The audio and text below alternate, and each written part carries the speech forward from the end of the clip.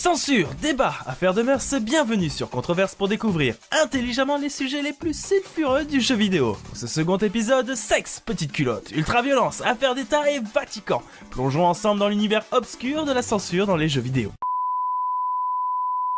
Oh mais c'est quoi ce Pardon, ce n'est un secret pour personne, mais le jeu vidéo a eu quelques déboires avec les censeurs. Des fois sans influence, il y a des cas où le jeu a été totalement gâché, si ce n'est interdit à la vente. N'imaginez pas que ça se passe seulement en Chine ou en Russie, il existe aussi en Occident des tabous pour protéger Lucas, 13 ans, caractérisé par une innocence propre à sa génération. Le premier thème est bien entendu la religion. C'est LE sujet tabou, que ce soit la question du blasphème, du conflit interreligieux, du prosélytisme ou même vis-à-vis de l'athéisme, les occasions de blesser les communautés sont nombreuses, croyantes ou non. Me croiriez-vous si je vous disais que Zelda Ocarina of Time a été censuré pour ces raisons-là? Non pas pour son imagerie polythéiste dans un quelconque pays conservateur, mais bel et bien en Occident. En effet, le Temple du Feu était originellement d'inspiration islamique. On peut le voir sur ses fresques représentant l'étoile et la lune ou sa musique originale rappelant l'adhan, l'appel à la prière du muezzin. C'est ce que vous entendez actuellement.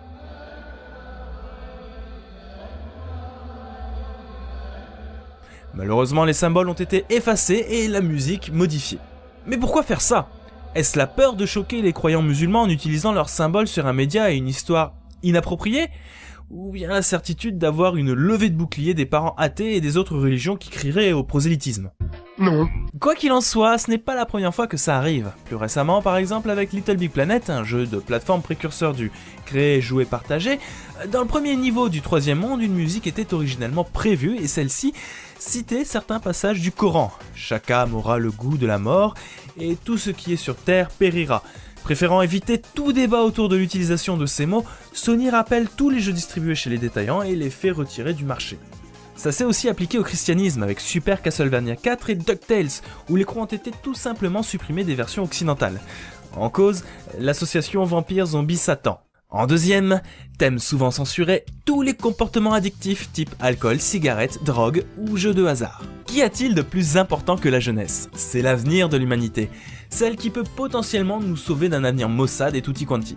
Vous vous doutez bien qu'il est hors de question de pervertir nos précieux enfants. Protéger la jeunesse, c'est un des arguments les plus importants lorsque l'on traite de censure. Il ne faut pas la choquer par la violence ou par des comportements déviants. Ainsi, une pitch bien alcoolisée dans Super Mario Kart, ça ne passe pas trop. Chez Nintendo, le cœur de cible, c'est les enfants. Il manquerait plus que les parents n'achètent pas de jeux pour leur chère tête blonde. Bon, si la maison mère ne s'est pas trop posé de questions, c'est peu dire que ça gênait vachement Nintendo of America. Alors remplaçons la bouteille du diable par un trophée des plus banals. De même, dans Parappa the Rapper 2, si on pouvait éviter de parler de vin, ce serait mieux. Taste better than wine devient alors You better get in line. Trop thug le rap. La drogue aussi c'est mal, vous voyez? Surtout en Australie, c'est pourquoi Saints Row 4 a été censuré lorsque le héros doit voler de la drogue alien qui confère d'incroyables capacités physiques. Là-bas, interdiction d'utiliser la drogue comme substance permettant d'obtenir des récompenses. Au moins, ça a le mérite d'être clair. Oh, et je vous garde le meilleur pour la fin. Vous le savez, l'un des comportements addictifs les plus répertoriés est l'addiction aux jeux d'argent. Eh bien sachez qu'en Grèce, en 2002, une loi avait été adoptée interdisant les jeux vidéo justement pour éviter ces problèmes d'addiction. Oui, vous avez bien entendu, les jeux vidéo. La loi était tellement floue que tous étaient prohibés. Pendant près de 3 mois, jouer à la Game Boy Advance dans le bus était passible de 12 mois de prison. Après refonte de la loi, reste qu'il est toujours interdit de jouer à des jeux vidéo dans des cybercafés. En 3, ça va vous étonner, mais les jeux vidéo sont souvent au cœur de problèmes politiques. Connaissez-vous la théorie du monomythe ou du mythe universel, celle qui veut que dans les sociétés d'aujourd'hui, les médias culturels cherchent à tout prix à trouver le mythe qui puisse s'appliquer à tous? Une théorie très en lien avec le soft power propre à un État. C'est grosso modo la puissance d'influence culturelle d'un État qui va influencer les autres acteurs étatiques. Hollywood en est le parfait exemple. Où est-ce que je veux en venir? Disons que tout ça, ça a beau être très attirant, le monomythe et le soft power, ça ne va pas s'appliquer partout, surtout en situation d'hégémonie américaine. Vous pensez bien que des jeux comme Call of Duty, ça ne va pas très bien passer chez les pays dits ennemis. Ainsi, l'Arabie Saoudite a-t-elle censuré Modern Warfare, tout premier du nom, et son combat contre le terroriste arabe, tandis que la Russie a censuré Modern Warfare 2 pour sa mission « Pas de Russie », jusqu'à ce que la dite mission ne soit plus contenue dans le jeu. Bon, le monomythe, c'est bien beau, Mais pendant longtemps, le monde se résumait simplement au bloc de l'Ouest. En effet, l'Union soviétique faisait alors l'objet d'un blocus américain interdisant tout export d'appareils électroniques vers l'URSS. Du coup, pas de jeux vidéo en Russie ? Et c'est là que ça devient cocasse. Une palanquée de clones des différentes consoles et PC de l'époque ont alors vu le jour sur la terre du bon petit père des peuples, comme la Dendy, un clone de la SNES où étaient éditées des copies pirates de jeux Nintendo, qui, lorsque le blocus est tombé, furent soutenus par Big N himself pour éviter d'avoir à s'implanter. Autre exemple avec League of Legends et la Chine, où les mots liberté, Free China et quelques 2500 mots du genre ne sont pas autorisés sur les serveurs chinois. Tout est histoire de culture, je vous dis. Bon, en dehors de ça, la Chine n'est pas à ça près. Football Manager 2010 a quand même été interdit parce qu'il permettait de jouer une équipe du Tibet autonome et indépendante de l'État communiste chinois. Faut pas rigoler avec ça. On ne peut pas dire que nous, Européens, soyons véritablement touchés par ce type de censure. Après tout, nous faisons partie des acteurs principaux de cet antagonisme en adoptant ipso facto la pensée occidentale. Néanmoins, si l'on pousse la réflexion un peu plus loin, ne pas régionaliser certains jeux japonais sous prétexte qu'ils baignent trop dans leur culture d'origine, n'est-ce pas là une sorte de censure culturelle ? Je vous laisse méditer là-dessus. En 4, et c'est lié, les questions historiques sensibles. Au même titre que la religion ou que la politique, certains sujets un poil sensibles ne passent pas dans certains pays dans lesquels on aura tendance à se montrer un petit peu tatillon. L'exemple le plus parlant concerne les nazis, ce qui va encore une fois nous amener en terre germanique. Ouais, parce que c'est là-bas que la censure des jeux vidéo tourne à plein régime. La série des jeux Wolfenstein est ainsi, pour reprendre les termes de Bethesda, nazi-free. Ainsi, de Wolfenstein 3D à New Order, on flingue simplement des gus qui parlent allemand. Aucune croix gammée, aucune référence au Troisième Reich n'est permise. On perd un petit peu en intérêt, mais en soi, ça n'altère que peu l'expérience de jeu, et puis bon, c'est la loi allemande, on interdit des références au régime nazi, sauf si le but est purement éducatif. Là où ça devient un poil plus complexe, c'est lorsque l'on retire toute une mission de Fallout 3. En effet, dans Megaton, l'une des premières bourgades post-apo que le joueur sera amené à découvrir, la fameuse bombe atomique tant admirée a été retirée de la version japonaise pour éviter de remettre en mémoire les épisodes douloureux des explosions d'Hiroshima et Nagasaki. Comme quoi, les démons de l'histoire hantent jusqu'au jeu vidéo lui-même, nous empêchant toute catharsis. Et c'est au tour de notre partie 5, la censure la plus fréquente, celle concernant la violence. Ah, la bagarre, le gore et autres thématiques un poil borderline, c'est bien connu, mais le jeu vidéo ça abrutit. En effet, c'est fou, mais les gamers ont une furieuse tendance à reproduire ce qu'il se passe en jeu dans la réalité. Hier encore, après avoir mangé une poêlée de champignons, je suis parti casser quelques briques à main nue chez mon voisin. Sans véritable succès, mais le cœur y était. Avec de tels comportements, il paraît évident qu'il faille censurer des jeux vous mettant dans la peau d'assassins, de brutes épaisses sans morale prêtes à frapper le premier individu que vous croisez. Mais pas d'inquiétude, Maître Censeur veille au grain. On commence en Allemagne, ouais encore, où Left 4 Dead 2 a vu ses zombies vidés de leur sang et adopter la physique des pires ragdolls du monde. Vous noterez que dans la plupart des cas, la censure concernera essentiellement le sang. Quand c'est rouge, c'est violent, du coup, soit on le remplace, soit on lui change de couleur. Cependant, certains jeux ne vont pas se contenter de simplement vous mettre des litres d'hémoglobine dans la figure et vous proposeront une expérience de gameplay basée essentiellement sur la violence gratuite. C'est le cas d'exemples célèbres comme Manhunt 2, qui chez nous s'est vu fortement censuré après une incroyable polémique dont le drama aura tenu en haleine de nombreux joueurs. À défaut d'être un bon jeu, c'est déjà ça de prix. C'est également le cas de Carmageddon, ce jeu de voiture qui vous met aux commandes d'un bolide dont la mission est d'écraser des passants.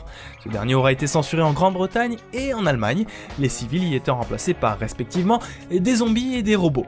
On peut aussi traiter de Postal 2, interdit en France et dans de nombreux pays.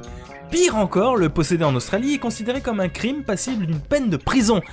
On est bien au-delà de la simple censure pour ce jeu ultra violent et ultra pourri. Et ce n'est pas tout, savez-vous ce qu'il y a de pire que la violence ? La violence sur des enfants. Ainsi Fallout et Fallout 2 voient les enfants disparaître des phases de gameplay, tandis que Skyrim rend les enfants invulnérables. Bon, évidemment, il ne faudra pas attendre longtemps pour que des modeurs facétieux rendent à nouveau ces interactions possibles. Bon, si vous voulez savoir de toute manière, aux États-Unis, taper des otaries dans Excalibur, ça ne se fait pas, on préfère taper des Yeti. Ouais. En 6, enfin, ce que vous attendiez tous, les petites culottes.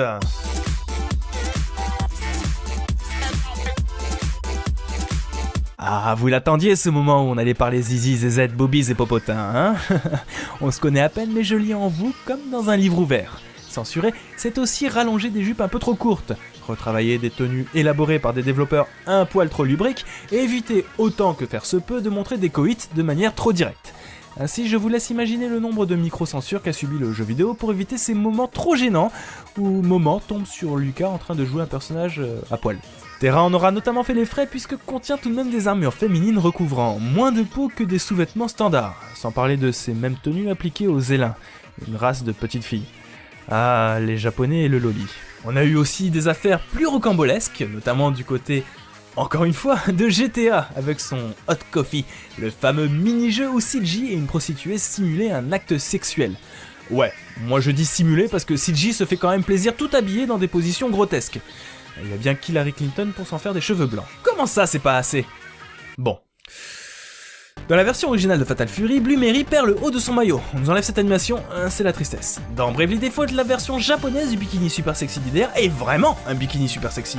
À Singapour, Mass Effect est interdit parce qu'on ne couche pas avec des aliens. Yara, si jamais tu passes par là, tu sais quelle ville éviter. Au Japon, on censure les noirs parce que les seins nus d'un cadavre sont visibles. Les femmes ennemies punk de Street of Rage 3 sont plus couvertes que dans la version Jap. Et enfin, toutes les poitrines de The Witcher 3 sont couvertes au Japon.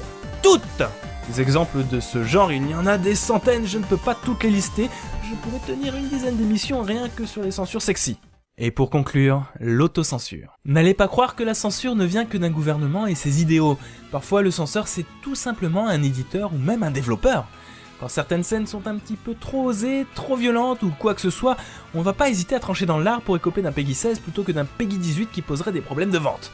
C'est exactement ce qui s'est passé avec Beyond Two Souls, pour lequel Sony Europe n'a pas hésité une seule seconde à édulcorer certains passages. On a beau nous dire que l'expérience n'est pas gâchée, que ce sont des points mineurs, on passe quand même de 16 ans mini à 18 et c'est pas rien, on a en droit de la voir mauvaise par moment. J'aimerais cependant rajouter quelques mots pour terminer. Vous avez sûrement remarqué que la censure est beaucoup plus sévère avec le jeu vidéo qu'avec d'autres médias, comme le cinéma par exemple. Qui plus est, au-delà même de la censure, les limites d'âge conseillé ne sont pas attribuées de la même manière que pour un film. Un jeu d'horreur sera nécessairement Peggy 18, alors qu'un film, lui, écopera d'un moins de 16 ans quand le moins de 18 ans sera réservé aux films pornographiques. C'est un petit peu compliqué de trouver une justification à ça, mais on peut imaginer que la motivation derrière tout ça se trouve dans l'interactivité proposée par le jeu vidéo et l'immersion que cela procure. Une immersion qui serait alors plus intense qu'au cinéma, ce qui pour nos censeurs pleins de sagesse signifiait une difficulté plus accrue pour distinguer le réel du virtuel. S'il y a peut-être un fond de vérité, je ne pense pas qu'il faille en faire une généralité. Les joueurs sont quand même très loin d'être composés d'individus à la santé mentale aussi fragile. Sur ce, merci de m'avoir suivi pour ce second épisode. Je suis quand même assez curieux, mine de rien, de connaître votre avis sur la censure dans le jeu vidéo, si vous la trouvez pertinente ou non. En tout cas, n'hésitez pas à lâcher les pouces bleus et à vous abonner, ça fait toujours plaisir. Moi je vous dis à très vite pour de nouvelles controverses. Ciao!